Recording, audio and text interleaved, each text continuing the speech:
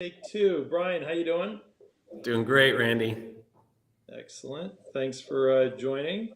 For those that tried to see us yesterday, Restream was having some type of outage, so we tried a few different times and didn't quite work. So if anybody happens to be on this, we would definitely encourage any participation or comments, because it's probably going to be a little lighter than usual. And as always, Tucker gets this posted all over the place, so I'm sure a lot of people will be watching it after the fact.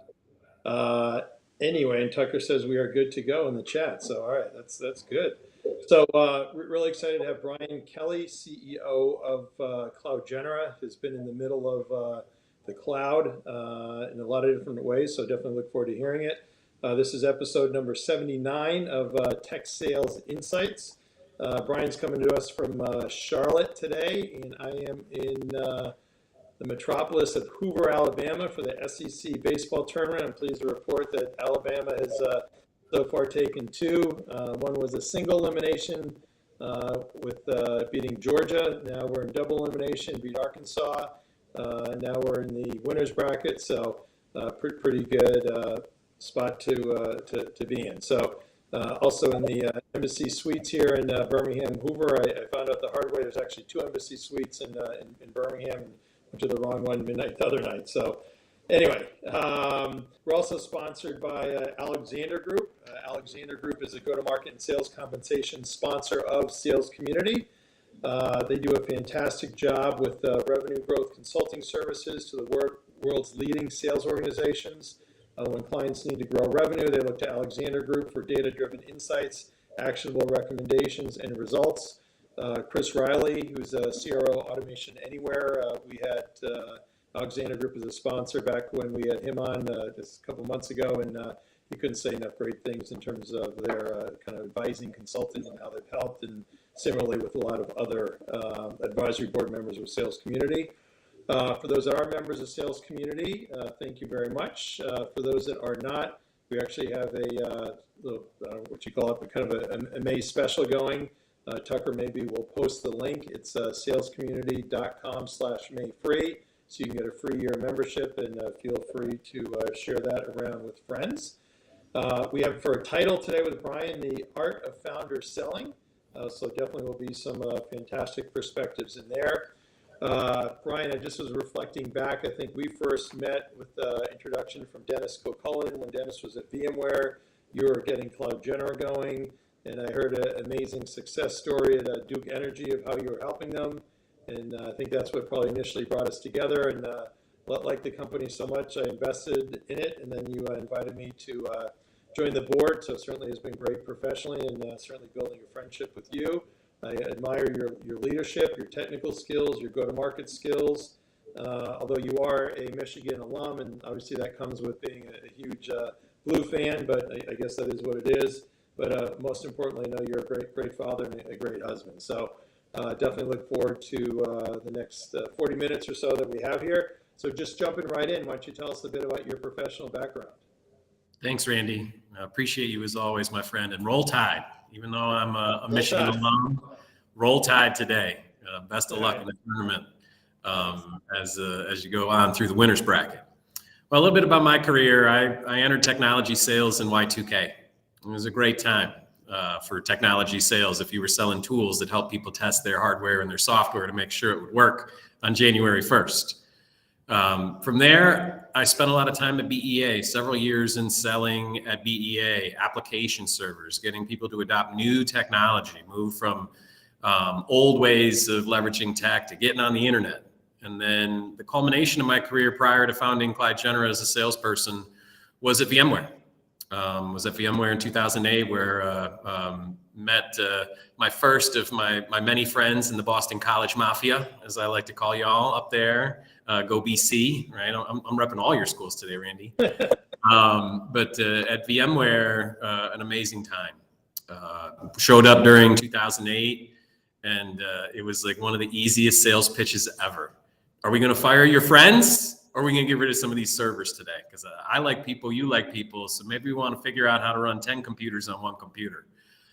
So my background is a mix of how people build and test software, how people build and manage applications, and lastly, how the data center and the cloud supports the hosting of these applications. So that's a little bit about my background, and of course, it'll tie back to how we met in my days at VMware. Awesome. So maybe tell us a bit more about CloudGenera. CloudGenera is a business that helps companies with cost planning and cloud governance. Very popular right now as many businesses are struggling in these recessionary times, these highly inflationary times, to get control on their spend. So CloudGenera is a FinOps company, and we specialize in helping people visualize their business case for change, whether that's moving to the cloud, modernizing to take advantage of the cloud, or if you're already there, how do you optimize that bill? How do you make sure you get the best value of your spend? Awesome. And you've spoken and done a bunch of different podcasts and other things, but one thing or a couple things I've pointed out that you've said. One is know your cloud costs before you incur them. I mean, typically the big beef that IT execs have is, hey, go into the cloud and think it's going to cost X, and all of a sudden they're all this kind of upsell and incremental costs. So how does CloudGenera help with that? Excellent question, Randy. A lot of the market today focuses on show back and hopefully charge back. The problem with that is the money's already been spent. And you're very reactive in your approach to trying to control the bill once the dollars have already started flying out of your virtual wallet. CloudGenera helps by giving you better planning up front, being able to predict what that bill's going to be before the bills are incurred, and being able to predict what the bill's going to be in the future, because we have real-time visibility into how these prices are changing, how these offerings are changing. And the cloud's very different than the data center we used to sell into. These prices change daily. These offerings are changing around you daily. And so without something proactive like CloudGenera that's continuously watching the market and predicting what you're going to spend before you're going to spend it, you're stuck in manual methods, but most of the time people aren't even there yet in their maturity. And so that's kind of how we're on the leading edge of helping people be proactive, not reactive. And it's the automation, the AI that we create that helps them predict what the bill's going to be before they spend. Wow. So in your sales cycle, kind of sales process, who are you selling to, and who's kind of the executive sign-off? It's interesting, Randy, that's changed a little bit over time. In the beginning, it was infrastructure teams, people who were tasked with doing the migrations and who had the forethought to say, hey, maybe I don't want to lift and shift my workloads to the cloud. Maybe I want to figure out the best way to do this that will give me the best value on the other side. But over the last few years, we've seen finance be more of our buyer. And in fact, we've seen a lot of these CIOs begin to roll up under CFOs because IT has become a broker of these services and these service providers, not just the ones who are going to build you the tech in the data center, which is the way that it used to be. And so finance has become much more of our target audience over time. They're the ones who are accountable for the spend. They are the ones who are now taking a more active role in some of these technology decisions to make sure the money's being spent at the right place, at the right time, for the right reason. Wow. So, and what can you tell us about customers and success stories like that? We have a varied list of customers. We're very fortunate in that our offering is applicable across industries. I would say right now, though, in the current climate and the challenges we're having from a macroeconomic level, a lot of consumer discretionary. Think like a Dick's Sporting Goods, a long-term customer of ours. One of my favorite sales leader, Justin Pippy, there at All Lines. He's how CloudGenera got that relationship. Consumer staples. Justin, by the way, ex-BC quarterback. I've got all the love for BC, Randy. You know, that's what I say about that BC Mafia. It seems like everybody in my network has a connection to that great school, including some of the recent coaches at the University of Michigan, you know, by the way. But consumer discretionary for sure. Consumer staples, companies like Procter & Gamble, companies like Anheuser-Busch, although, you know, beer, is it a staple, is it discretionary? It depends on who you talk to. For some people, that's an essential part of life. These companies are getting squeezed in margin. They're not always able to pass those costs on to the consumer. And in this environment, CloudGenera has done really well with companies like that. Energy, you mentioned Duke Energy. We had great success with them early on in our lifespan, and their referenceabilities allowed us to work with many electrical companies, not just in the United States, but internationally. And so that's a vertical for us. Cloud is hard for utilities and for government because they like to capitalize things. And cloud's often an operating expense. And so we've done really well in those cyclical companies as well as energy companies specifically. And then financial services and healthcare, I can't forget those two. We've had really great success and significant programs driving significant savings and benefits for those clients. And so those are some examples of our enterprise clients. And I mentioned all lines. I'm remiss in not saying that everything we do is through the channel. That's one of the things in terms of founder selling. You can't do it on your own. Doesn't matter how good your network is or how powerful your friends are. You need a channel to succeed when you're building a sales entity from the ground up, right? When you're building that organization organically. And the partner's been a lifeblood of how we've gotten to the logos I've just mentioned, right? And companies like All Lines, Zones, Insight, CDW, WWT, we've been very fortunate to be able to partner with some of the best value-added resellers in the market. Great channel for getting a startup to scale up. I would also say system integrators have been great because a lot of what CloudGenera does is still leading edge. Companies don't have good discipline around their strategy and being proactive in their planning for their spend. So being able to work with what used to be Hewlett-Packard Enterprise Services and CSC, DXC technology, being able to work with companies like Deloitte and Accenture, right? Either collaborating and co-selling or them reselling and embedding our services. Those have been huge boosts. And again, one of the secrets to how does a founder get the startup to scale up? You embrace those partners and you find a way to help them sell more, help them sell faster, and that helps your product get the exposure that it needs when nobody knows who you are. That's great. So if you were talking to a recruit, what would be your elevator pitch about why, if it was me, why I should come to CloudGenera? Well, I think that's pretty simple. CloudGenera's core values are what have set us apart from other places that could pay a recruit more, or could give them, like if you're a sales recruit, give them a bigger book of business to work off of when you get in the door. CloudGenera is an environment where we invest a lot in the employee to enable their skill set, to enable their career path. And one of the things that we're proud of, and it may kind of sound counterintuitive, is that when a new recruit has gone through their tour of duty at CloudGenera, they've typically doubled their value in the market. And everybody at CloudGenera, for the most part, is a six-figure earner, definitely in sales.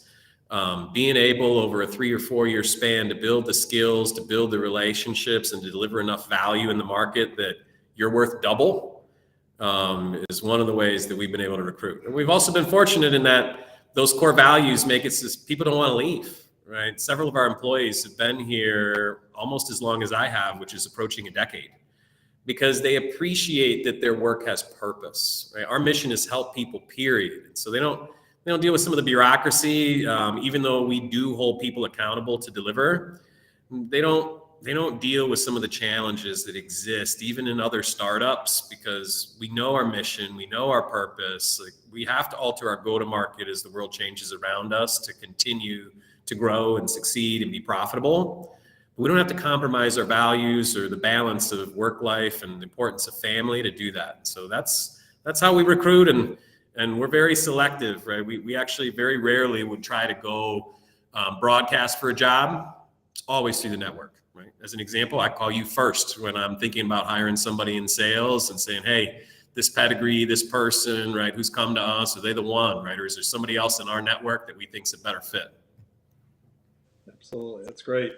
And kind of staying on the culture side in terms of unique and great, you've also been involved in a lot of the charitable sides, also supporting diversity, one in particular, Grit, Girls Reimagining Tomorrow. Yeah, one of my favorite organizations, E+, another great partner of CloudGenera is in Cisco, another great technology alliance. CloudGenera partners with cloud companies like Microsoft and Google and Amazon and IBM and Oracle. But we also partner with the data center companies, because not every workload belongs in the cloud. Or if it does belong in the cloud, that cloud might be the one you operate, not the one that Amazon operates. But grit is near and dear to my heart. I have 2 daughters and a son in the middle. And it's hard for young ladies, and it's hard for women sometimes to succeed in technology, and especially in roles that are outside of marketing and sales. But more engineers. We need especially ethical engineers. That's a lot of what I talk to the Grit girls about this year is, if you're building software, and I'm a developer myself, even though I'm a salesperson at heart, if you're building software, you got to think about the moral obligation as a developer to build good software that is not going to make people ill for using it too much. And I think, if you look at what's happened in the market lately and how media has evolved, those applications aren't always the best thing for our mental health. And so we need more empathy. We need more diversity in who's building the software, so that we get better products that, delivers what technology should, which is making our life better. Grit, super passionate about that. And then broader diversity. While we believe at CloudGenera, you hire the best person for the job, we also recognize minorities have been disenfranchised. And a lot of what we're doing when we bring folks into the organization is we look for opportunities to leverage that diversity to make us stronger, right? Not just as a notional thing for optics, right? We believe that diversity actually makes us a better company. Like pound for pound, we would take our smaller company against a bigger company any day. And that diversity a lot of times is what has set us apart. It's been a huge asset. Oh, that's awesome. And, is Grit just kind of Charlotte-centric, or is that national? No, Grit is a national program. It was initially started by a lady at Cisco who wanted to invest back in her community. And then Cisco worked with a bunch of their partners to find ways to kind of build franchises, if you want to think of it that way. Sponsors in different parts of the United States is where I believe it is now. But no, there are Grit groups all over the United States. And again, E+ is who included CloudGenera, and I was very thankful, happy to spend time with them, both teaching the girls how to code and then teaching the girls like what sorts of things to code, right? That ethics, morality element. But no, they're national and potentially could be international at this point. A really cool program. Oh, that's awesome. Now, shifting gears here to our title topic, the art of founder selling. So what nuggets do you have there? Obviously, you start out kind of you, Jason, some others, and you really got to get your fingernails dirty day one, trying to figure out product market fit. What do you have that people are going to pay for? Tell us some more. Okay, so surely, the most recent experience at founder selling was here at CloudGenera when we were getting this company off the ground. And I did have a great sales partner in the beginning of the journey, Jason McKinney, who now runs the cloud sales over at NetApp. And Jason and I, when we were building our sales go-to-market originally, and I touched on it a little bit earlier, we knew that nobody knew who we were. Nobody really cared, right, about this thing that they didn't know. And that's every startup's challenge. You got a great idea. You might have some good folks in your network who validated that idea with you, but how do you get far and wide fast? How do you get proof of market fit? How do you turn that proof of market fit into revenue? And then ultimately, like in CloudGenera's case, how do you turn revenue into profit? And so Jason and I fully embraced channel selling. We've been very successful at VMware doing the exact same thing. Obviously, VMware is a different equation because it was already scale when we were there, right? Totally different opportunity. Everybody already knew your name. But leveraging the channel and leveraging what motivated the channel was a key aspect. And I think it is a part of the art of founder selling, right? Any partnership at any stage, how do they make money? What motivates them? What would compel them to act on your behalf? And that was one of the big successes that helped us get off the ground very quickly, was that embrace of the channel. And to put a finer point on it, because you can't be everything to everybody in the beginning, you only have so many resources. You have to stay focused and find a way to scale in a focused way. One of the things that worked really well for us in the beginning is finding a strategic partnership to align around. And I actually learned this from studying Tom Siebel. in the very early days. And if we have a sales methodology at CloudGenera, it's probably, of course we do, but it's probably influenced most by Tom Siebel and the Siebel sales method. But Tom Siebel got an SI and he got a marquee customer to get his business off the ground. And so CloudGenera saw that and saw others that replicated that model successfully. And we did something similar. We partnered with HP. And we worked with HP to help them drive hybrid cloud, selling their hardware in the data center, partner with Microsoft to sell some cloud capacity when it made sense, advising their customers on how to do it. And HP was a great partner for us because they had software and they had services and they had hardware. It was a playground for a little complementary company that had differentiated value that helped them sell all those things.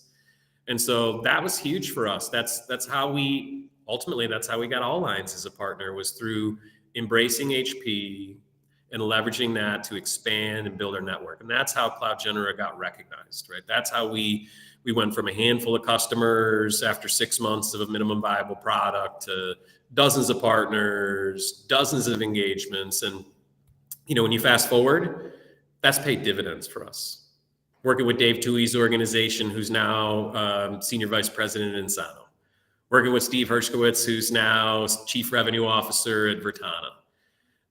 Those are people that we served. And that's really important in this founder selling, is you commit to serving your partner like they are your customer. And then over time, those relationships last. And you're able to come back and help them in future places. And that's the secret, right? It's all about people. It's all about relationships. And it's about taking care of them. And then they help you take care of you. Obviously, you got to do the job. Well, let me pause there, Randy, see if you have any questions or thoughts about that initial aspect of how Jason and I got it off the ground. Yeah, totally. I think kudos to you. I also see a lot of times you have engineering-centric leaders who kind of just put sales on, hey, sales is going to go do it, or the product should sell itself.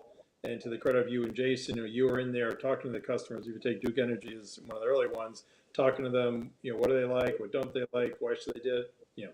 Why can they do it? Why should they do it? Why should they supersize? And to be able to go and get some of these big name brands, Dick's Sporting Goods, P&G, Anheuser-Busch, still being a relatively, smaller company versus an HP or VMware or Google, AWS, and these others is really amazing. But it's also must be challenging, right? Because you got limited resources, so you have kind of everybody wanting to partner, and it takes pick one of these big players alone just to kind of cover it and educate everybody know what's going on. I mean, that's a huge endeavor. So how do you make sure that you're kind of focused in terms of not being defocused around being spread across too many of these big partners? Yeah. Oh, excellent point, Randy. And we had to learn some tough lessons. All right. CloudGenera's journey has been up and to the right, but it hasn't been straight up and to the right. And one of the tough lessons that we learned is there's a lot of people who loved us, who we loved, but the partnership wasn't yielding for either one of us in the way that we needed. And so for other founders, right, and chief revenue officers out there who have to either build a new go-to-market, or you're starting with your very first go-to-market trying to get it off the ground, knowing the alignment in the partnership and how both sides are probable to succeed is key. And I'll give an example. I've had tremendous success in my career selling with value-added resellers. And VMware was the pinnacle. But the secret for me, the art to selling with value-added resellers, is their customers have to be asking for the product. Because even if they love you and even if they build a practice around you, that business is built around fulfilling the demand that the customer asks for, not transforming the customer's thought process around what they should ask for. We were trying to, I like to say, turn sinners into saints. Like, we were trying to make the VARs into something that they weren't, right? They were already successful doing their thing. And here we come trying to convert them to something else. And while they want to sell cloud and they want recurring revenue, and that's a big journey. And as a small company, we didn't always have the labor that we needed, even if the partner had the will and was willing to make the investment of time to get the practice. And so that's tough for us. And we're coming back to them now because we're more mature and our enablement is a lot stronger. And so, like, the great work we're doing with Zones and Insight and CDW now, we had to wait for them to get to the place where customers were starting to ask about CloudGenera, we had to get to the place where they had the maturity and the competency. And so I guess the main point here is you're going to have the option of different types of partners. And for CloudGenera, because our thing is disruptive, it's something that customers haven't yet fully embraced, even though it's something they need, that system integrator was a better partner for us. So hindsight's 2020. If we rewound 4 or 5 years, we would have went all in just on those integrators, because they make $200 every time they sell $1 of our thing. And it's the $200 they want to get. The business to move it, the business to modernize it, the business to operate it on the other side. Our analytics, those scorecards behind me, right? They give the justification for the enterprise to do the things.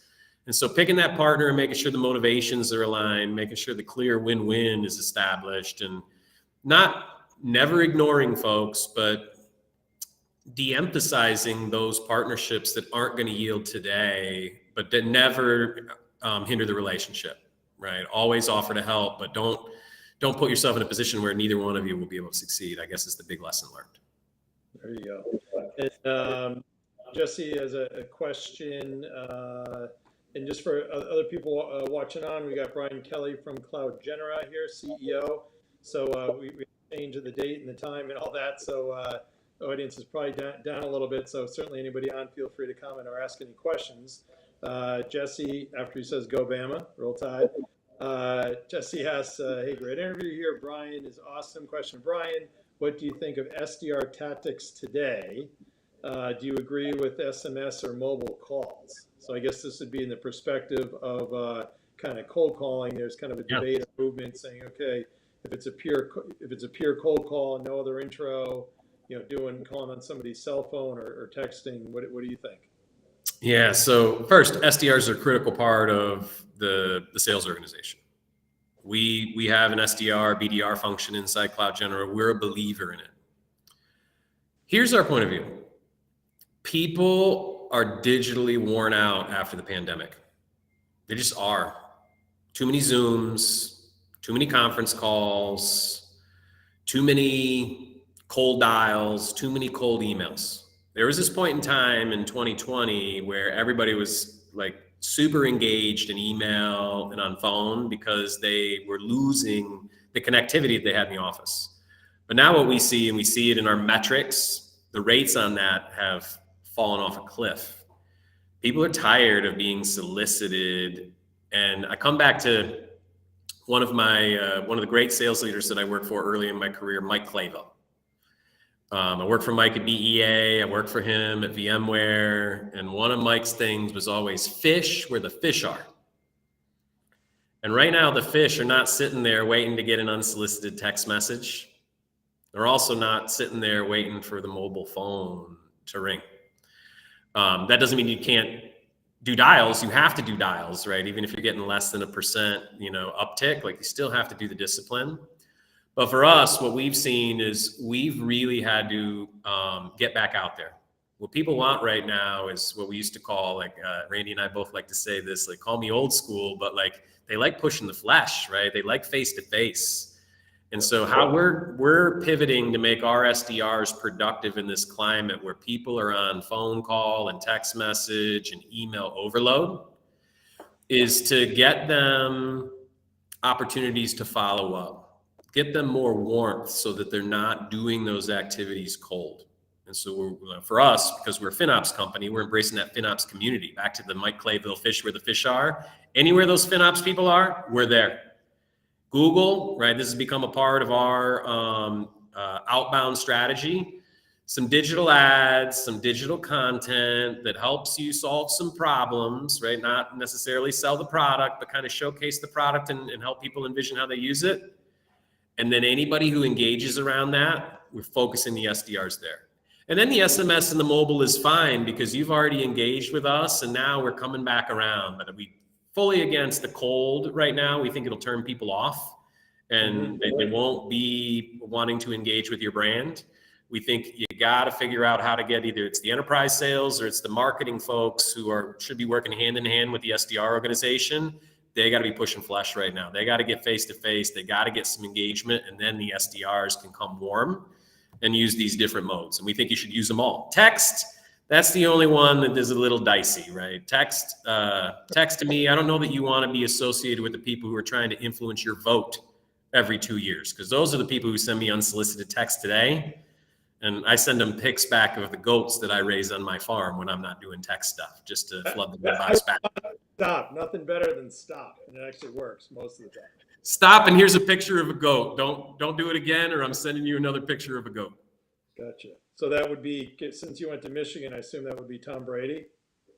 The alpha male in our herd, we have 16 goats right now in our herd, is Tom Brady. There you go. The alpha female, her name's Biggie, after the big house. There you go. You got to be careful for not being politically inappropriate or socially inappropriate, I guess. And Jesse also chimes in, talking about community exactly. And he also says, Randy likes cold FaceTime. He knows that's a joke. So with sales community, obviously you've been able to build up a pretty good community. Are you doing anything there with kind of some of your customers of this kind of cloud world to build that community at all by chance? Yeah, so I mean, first, as it relates to the sales community, every person associated with sales in our company, including customer success, so the people who are supporting sales, regularly attend these sessions to learn nuggets on how to be more successful. And are they all members though? I don't think so. We got to work on that. I do believe most of them should be members, because we just pushed around the company the very gracious offer you've made, which is the May 3 promo. We sent that across the whole organization. So you got my attention now, Randy. I'm going to go check and make sure that those people take advantage of that, because it's silly not to. Otherwise, it's coming out of our expense account. There you go. Anyway, yeah, I couldn't encourage you. We talk offline, but certainly I think there's a lot you can do around community. Absolutely. So thanks for all that, Jesse. Now, what about just getting back on CloudGenera? So kind of from a competitive perspective, obviously there's tons of cloud companies, but you're kind of in a unique niche. When you're in kind of competing, are there competitors that you're kind of going up against, or how does that work? Oh, yes, Randy, of course. If we didn't have competitors, we wouldn't exist. Because that's one other thing that I've learned is founding, maybe founding early in my career of things that didn't get off the ground, is that if you don't have a competitor, you're not real. So who do we compete with today? We compete with some of our alliances. Because how do you plan for costs in the cloud? You go to the vendor's website and you try to use their calculator to estimate what your cost is going to be. How do we win against that competition? They're biased. Like Amazon now will only show you their chips that they manufacture. You can't see the Intel or the AMD ones. Also great alliances for CloudGenera, the chip manufacturers, because we're smart enough to know that not all VMs are created equal, and different chips deliver different performance for your workloads.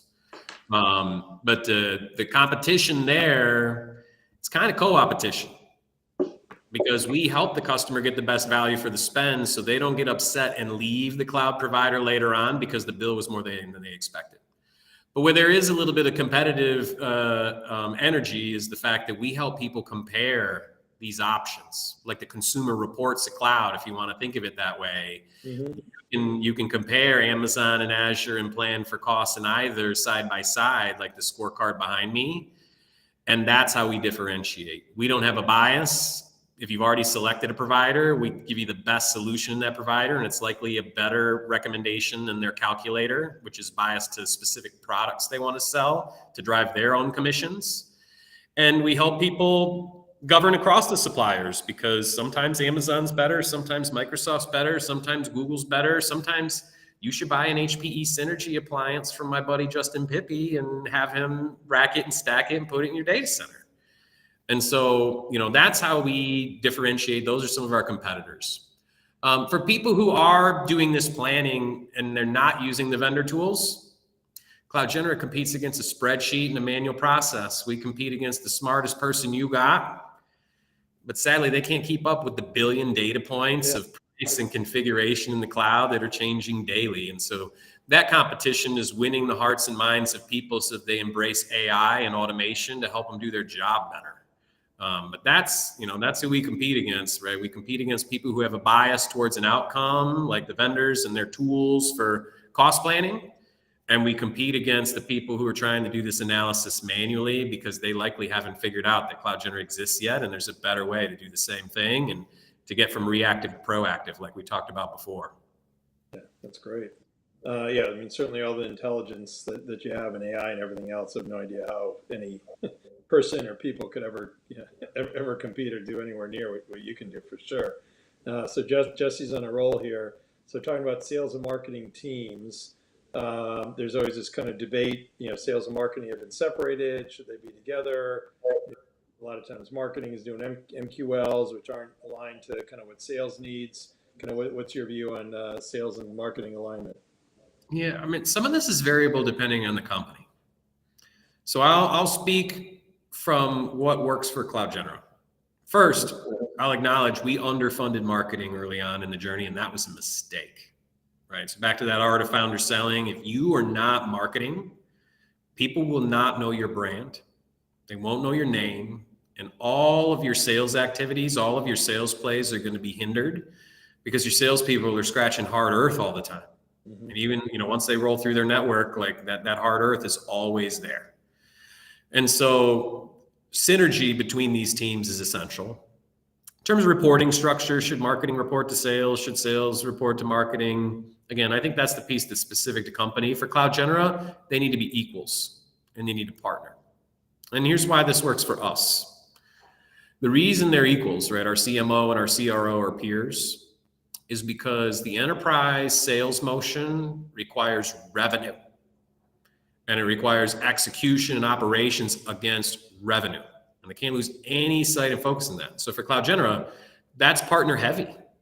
Most of our revenue is going through these partners and it's enabling them, it's supporting them so they can sell more. If marketing worked for sales at CloudGenera, we would market to all of our partners. Here's one of the things I've learned, and Randy, I give you credit for teaching me this. You don't say it exactly this way, so you can claim plausible deniability if you don't agree, but you can't spend all of your time on creating supply in the market, right? If you load up all these partners and build practices around your product and they're all ready to go, but nobody's asking them for the CloudGenera way to do that, you run the risk that that practice dies on the vine. Those products that they bought never get off the shelf. And we sell subscriptions, so it's, it's like, it's a ticking clock when they're not utilizing it. You have to have demand. And so marketing and the focus on the marketing qualified leads, their focus is 100%. How do you get the sales team more at bats? How do we meet more enterprise customers that we can then, with our partners, go serve? But if your hope is your strategy that the partner is going to bring you all of your business, you're going to fail, right? That's one of the things that we've learned, and that's part of that art of founder selling is you got to do both. So for us, we need marketing focused on meeting the end customer and getting them excited about our value props so they go ask their partners about it. We need sales focused on that revenue execution through the channel, bring them leads, and work in the leads they provide. But if you don't create that reciprocity and leads exchange, these partnerships, they won't scale up the way you want them to. And so for us, we think they got to be equals. For us, they need to share and respect their respective goals, but sales has got to drive revenue and marketing's got to get the leads so that the pipeline gets created so that revenue will exist, because that's an equation. That's not art. That is very much science. You don't have pipeline, you don't close business. Absolutely. And I agree with everything you said, and I'll just kind of simplify it, which is you need to have sales doing sales calls and then leading the charge then with the partners, and then they can kind of learn on the fly what to do and how to do it. Because to your point earlier, baking out all these plans and education and mumbo jumbo, that's nice, but I say, hey, forget about that. Have them go learn on the fly while they're selling and figuring out that way and leverage the resources that you have. Absolutely. All right, Jesse has another one here. Do you believe in RevOps, intersection of sales ops and marketing ops? And overall, I'm sure it's amazing. I mean, back 5-10 years ago, I joke, it's like you can see the rear view mirror, but you don't have anything to tell you what the future is going to be. Now, there's so many great tools and things out there to show the future. What's your take on how sales ops and marketing ops are evolving? Again, I think I'm old school in that I think sales operations at its core is always going to be the same. Whether you call it, whether you're thinking about a flywheel or you're thinking about a funnel, and people get very passionate about the imagery around those two things and the psychology of those things.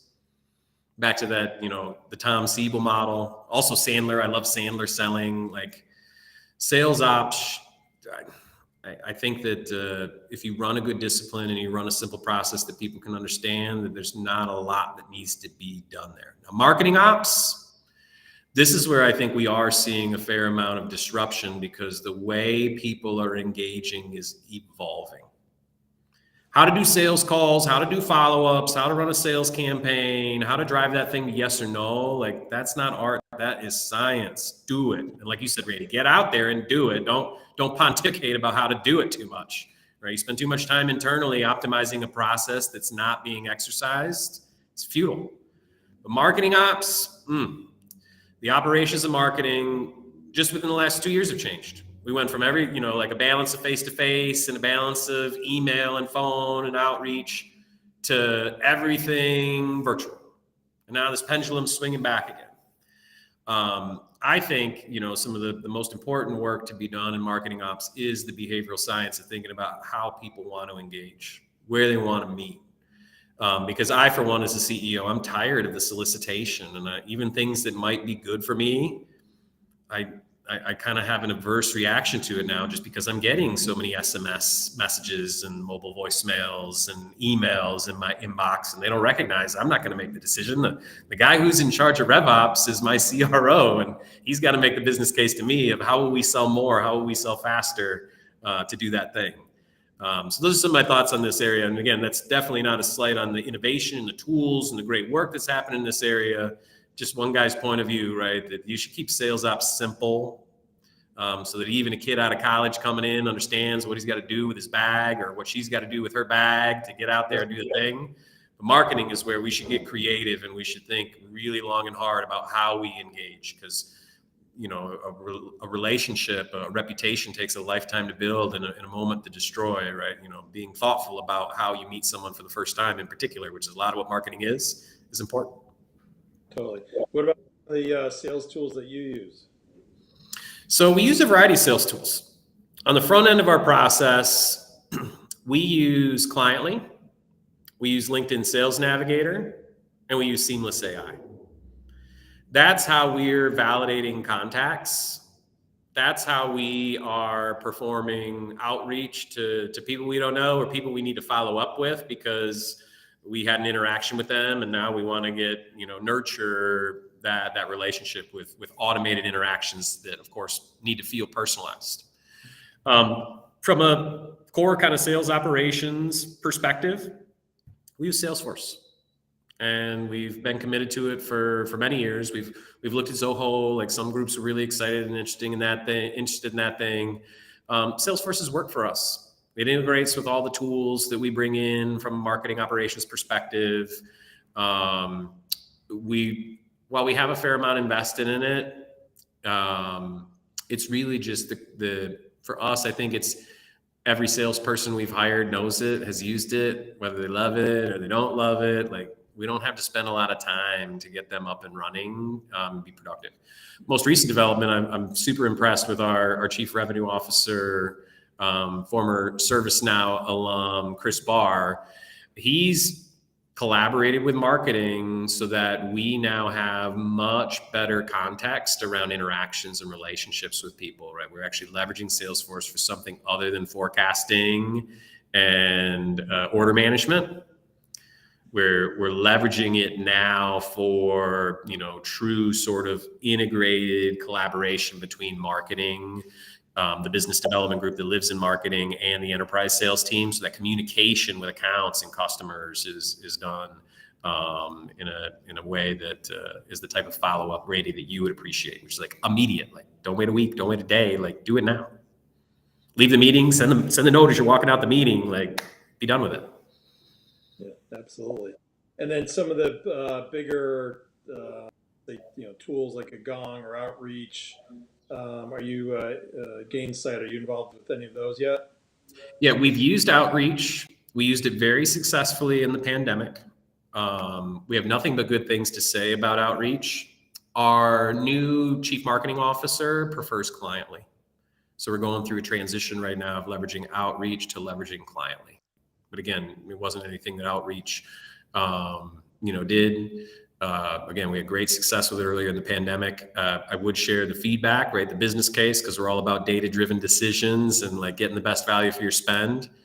We were able to license more of our SDR, BDR, enterprise sales team with Client Lead for the same price of what we were paying for outreach. So I don't know if my CMO just negotiated one heck of a deal with Client Lead to, win a new client, because that can happen, right? When people want to do a competitive takeout and win a client or what, but that was a big driver for us, right? We felt like we were going to get same functionality, maybe slightly better functionality, at least from our team's perspective, for equivalent price. Couldn't say no to that one. There you go. Well, full disclosure sponsor sales community, so we'll see if we can swap you back around. Awesome. What about now, changing hats here? You're kind of big proponent of value selling. So, if you're in the elevator for 20 seconds with the CFO, what's your pitch around CloudGenera? Oh, I'm back to my VMware days. It feels good. This is a very tough macroeconomic climate. Are we going to fire some of our friends today, or are we going to lower the cost to support these servers? Are we going to find out some apps that maybe we can retire and save some money?